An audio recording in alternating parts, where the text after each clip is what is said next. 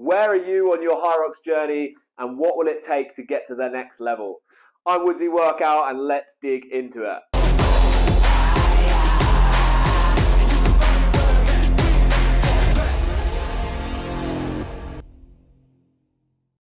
Hey, what's happening, people? Woodsy Workout here. So it's been a while. I've been enjoying the lovely sunny days, although I've got a little bit of hay fever, so I apologise for the sunglasses. My eyes are twitching. Anyway, 2022-2023 Hyrox season has come to a close a couple of weeks ago in Manchester. It was pretty special. If you didn't catch it, go and look back. It's on Red Bull TV, and I think it's on YouTube now as well. I won't go into the details as there's plenty of content out there on that. But what I found really interesting is how much the sport and the athletes are progressing. The times that it takes to qualify, podium or win in both the age groups and the elites is constantly evolving. And so I want to kind of give you some examples on what it takes to get there. And the idea of this is not to, put you down or make you feel better about yourself, but just to get an understanding of where you are and what those people are doing.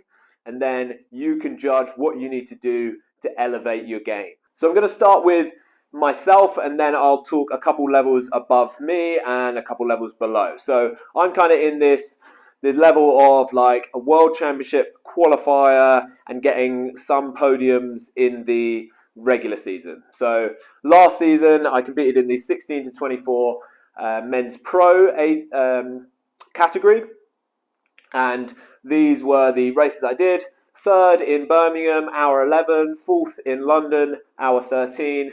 Then first in Frankfurt, an hour 9. And then at this year's World Champs, I got a personal best, an hour 8:09, which I was really pleased with. It got me 13th against the best age groupers and 93rd in the world. Now, some age groups are more popular and they give out more qualifying spots, so it's slightly skewed there, but also there's a progression in times.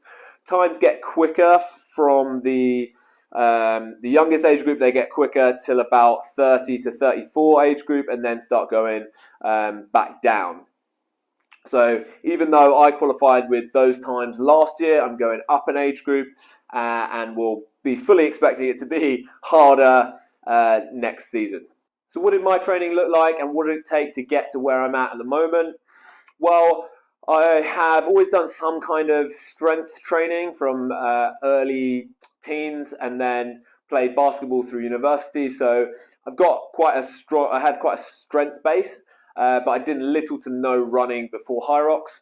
And I've been training for Hyrox for about 2 years, and most of the time that I've knocked off of my races have been through progressing my running. So my focus has been running for most of my training. My in-season training kind of looks a little bit like this. And I also have my top kind of metrics look like this currently. So I was doing about 5 hours of total cardio, 3 hours of strength or metcons, and my running volume was on average about 30 kilometers a week, and at most about 45. As I said, still relatively new to running, so it's just been gradually progressing the mileage without causing injury or taking too much away from the rest of my training. So with warm-ups and everything else, I was spending about 10 hours a week working out, and believe it or not, that's kind of on the low volume side compared to some of the elites. So I'll be looking at ways to kind of creep up that volume. So let's go there next. The elites. So the next level I would call is like the Elite 15 qualifiers or podium athletes for age groups at World Champs. I've kind of put those two together because I think there's quite a few athletes that are like on the brink of qualifying for the Elite 15. And if they don't quite make it, chances are they are the ones that are winning the age group at the World Champs. I think quite a few of the age group winners, especially from place 16th through to 35, they could have hung with the elites in the elite race. It's just that there is only 15 that qualified. It's so tight that there's only a few seconds that determine whether you are in or out. So from the men's pro side, the times you have to get. It's pretty much under the hour gets you into that top 30, and 58 minutes 30 was the cutoff to get into the elite 15. That's of last year's season to get into this year's World Championships. On the women's side, you had to go under an hour 9 to make it to the top 30, and under an hour 5:40 to get into the elite 15. An example of someone that I found in this position is Tom Hogan. Throughout the season, Tom ranged from sort of ranked 10th, about 10th to 20th, and he just got into the elite 15 on the final qualifying race of the season. Tom comes from an elite running background, running for Ireland and regularly winning like races, 10Ks, half marathons, as well as competing in triathlons and Ironmans. So many years of running experience at a high level. And he said at the beginning of Hyrox, he couldn't handle the strength events like the sleds, and spent a lot of time strength training to get to where he is now. And now his training split is a little more balanced, and this is an example he gave of what his week is like. So 1 day quality run, intervals, threshold kind of work, 3 days of strength training, 1 long run, and 1 day that was Hyrox training, which would be at least half a simulation. Approximately 12 hours of training a week. So from what I've noticed kind of anecdotally, most people on this level, they have competed in a sport at high level, or they have been training for Hyrox or in a similar way, similar competitions for at least 3 to 4 years. And that's why I think you see the fastest age group being that 30 to 35-year-olds. They have kind of built up their training volume and are finding Hyrox maybe after they've peaked in a previous sport. I think if Hyrox progresses to the point where young guys want to get involved and are focusing on Hyrox instead of maybe like cross country or football, then we may see a shift down to some of those younger age groups. But until then, you kind of need that experience and that time and that volume to put it all together and kind of finish with a good time. Okay, so now let's get on to the big guns, the best of the best.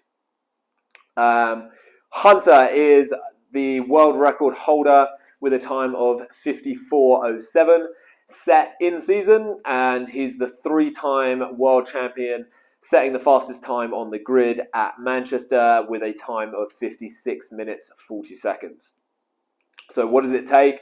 Well, Hunter's been competing in obstacles racing, CrossFit, and similar challenges for probably a decade now. Hyrox for the last sort of 4 to 5 years. He doesn't share too much on his personal numbers, but this is what he shared last year on his overall volume leading into the 2022 World Championships. So it probably has changed. He's doing different things each year, but this was, he gave quite a lot of detail in the build-up he did into the 2022 Hyrox in Vegas. So he does this 4-3-2 recovery with strength training. So this is kind of his overall phase of training. So you're looking at an average of 16 hours a week, 5 hours of strength training, 9 hours of running or cycling, and a couple hours of Hyrox work. He did say that this was the bulk of his training throughout the season, and then he ups the Hyrox work closer to the big races. I know this year he was doing like almost a full Hyrox weekly a couple months before World Champs, because he's really after just world record pace. So he's kind of really trying to nail in times for every single thing and kind of just over and over again.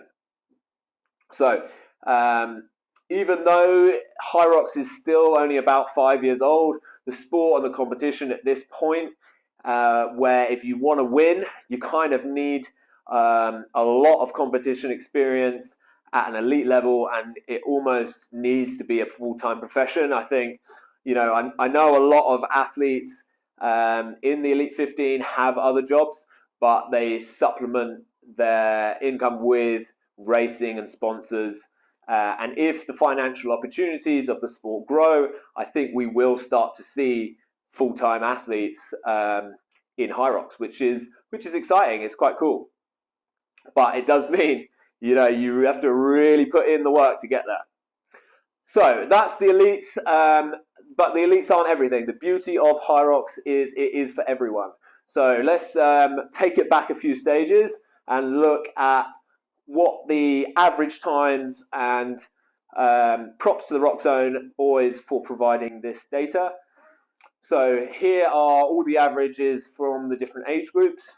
Now, I've been working with a client whose first race, he started below average with a time of like around an hour 50 for his first Hyrox in the men's open, 50 to 54 age group, and now is above average with a time of an hour 20. And just to give you sort of some data points into what has changed and how he went from below to above average. His first race, he was still an active guy, regular gym goer, hadn't done a lot of running, but the odd 5K, and he put a few weeks of specific training in before his first race. And I think overall that is a great starting point.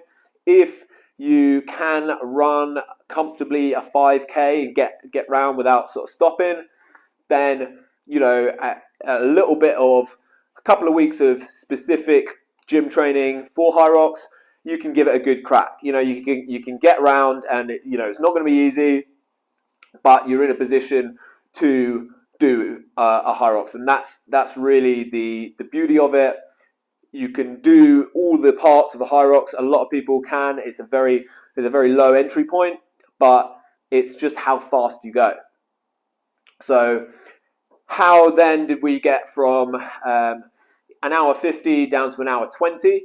Well, he has been super dedicated in his training.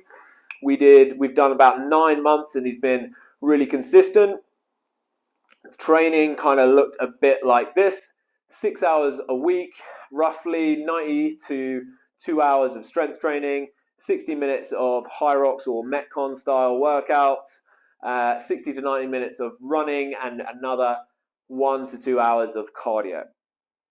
So, as I said, last race was 80 minutes, and currently he's just done a 5K of around 23 minutes. That's kind of to give you some data points of what it takes above average and below average, and how you can progress. So I know I've only kind of given you men's examples. It's just where I have a lot more information on.